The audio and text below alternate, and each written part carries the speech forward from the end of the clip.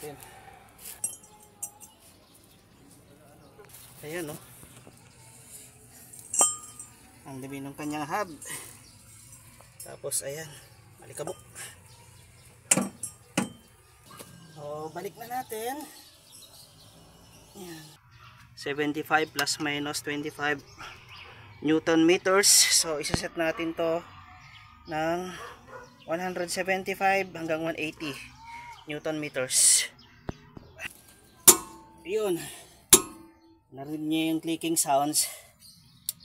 Target niya na yung kanyang higpit. Ayun, higpit na.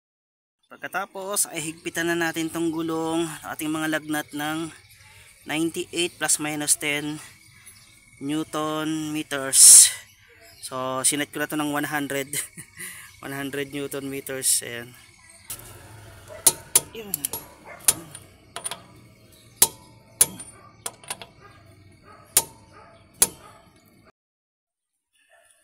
Hello guys, ang gagawin natin ngayon ay maglilinis tayo ng rear brake ng ating sasakyan. So ang unang gagawin natin ay rear brake naman yung gagawin natin. Kailangan naka-shift tayo sa first gear. Ayan. Tapos yung handbrake natin, i-release natin. Dahil likod yung ating gagawin. Tapos para mas sure, maglagay pa tayo ng kalsa sa gulong. So ayan, harap likod para siguradong hindi gumalaw. Tapos bago natin i-jack, lubugan muna natin yung bolt ng ating gulong. So dalawang jack yung gamit ko, no? Kasi scissor jack to para mas safe. Ayan, lubugan muna natin yung gulong.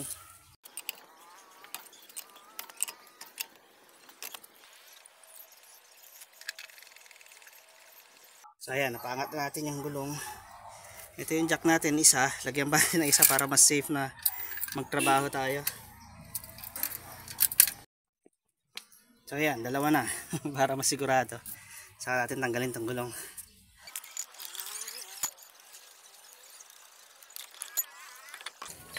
Tapos gamit tayo ng flat screw. Tanggalin ito, plate.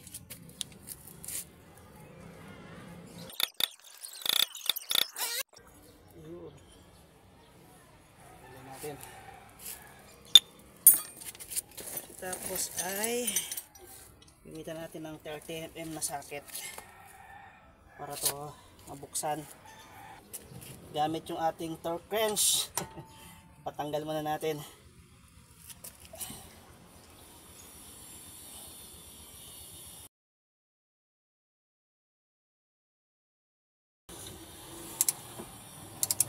Yan. Dahil lumuwag na, gamitan na natin ng impact para matanggal.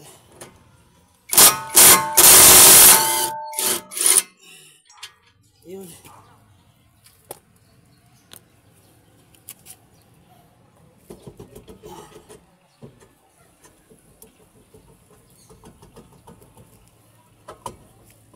Yun.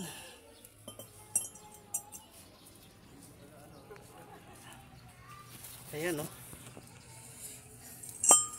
Ang dami ng kanyang hub. Tapos ayan, malikabok. Ayan natin, so papagpagin lang natin to. Wala na itong kakalasin dito, pagpagin lang natin. Game.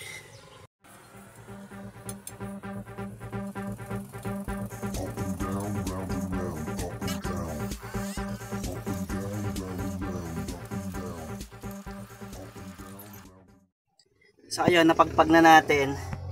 Hindi naman natin nalinis ng mahusay kasi wala tayong brake cleaner. Ang importante kasi matanggal natin yung debug.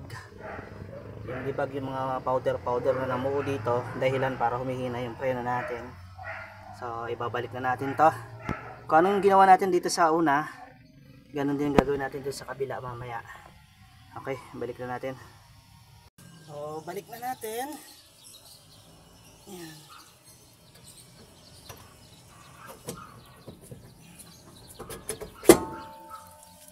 Tapos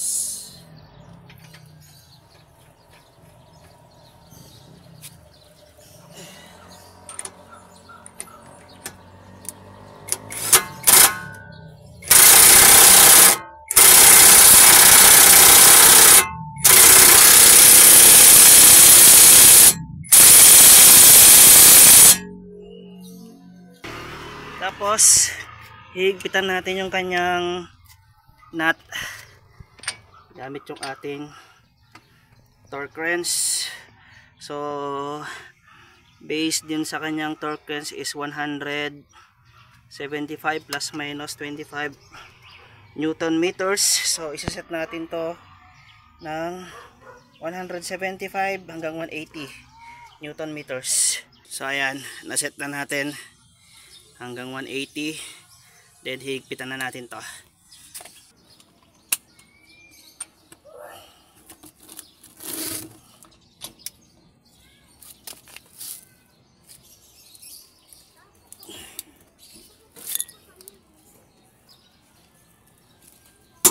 Yun, narinig niya yung clicking sounds.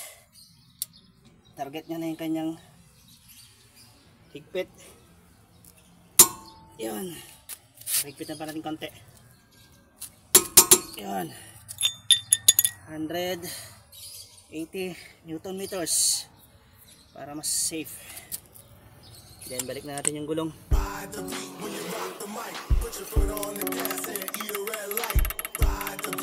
Rock the mic, put your foot on the gas, make a left, go right. Ride the beat when you rock the mic, put your foot on the gas and eat a red light. Ride the beat when you rock the mic, put your foot on the gas. Dalhin muna natin jack, tapos hihigpitan pa natin ulit pag nakababa na yung gulong. Pagkatapos ay higpitan na natin tong gulong, ating mga lagnat ng 98 plus minus 10 Newton meters. So sinet ko na to ng 100 100 Newton meters. Ayan. Okay. So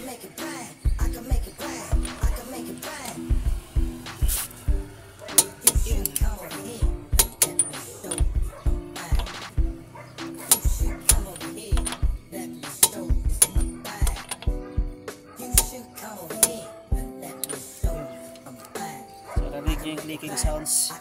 Narinig niya na yung kanyang required torque left. Okay, ano pa natin? Sigurado. Ayan.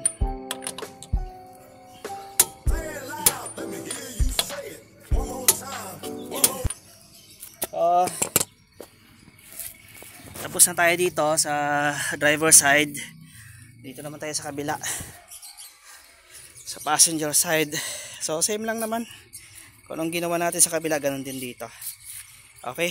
Say it loud, let me hear you say it. One more time, one more time. Say it loud, let me hear you say it. One more time, one more time. Say it again, say it again, say it again, say it again. Ride the beat when you rock the mic. Put your foot on the gas and eat a red light. Ride the beat when you rock the mic. Put your foot on the gas, make a left, go right. Ride the beat when you rock the mic. Put your foot on the gas and eat a red light. Ride the beat when you rock the mic. Put your foot. So natapos na tayo maglinis ng dalawang rear brake, drum brake. Ayan. Saka naman yung harapan. Saka natin gawin to harapan kasi itong harap naman naman to ayan disc brake. Okay naman. Kasi ito lang naman ang hindi pa nalilinisan likod. Dahil hindi talaga lalabas yung dumi, nakaka-cover yan. Okay. Ligpit na natin yung mga gamit.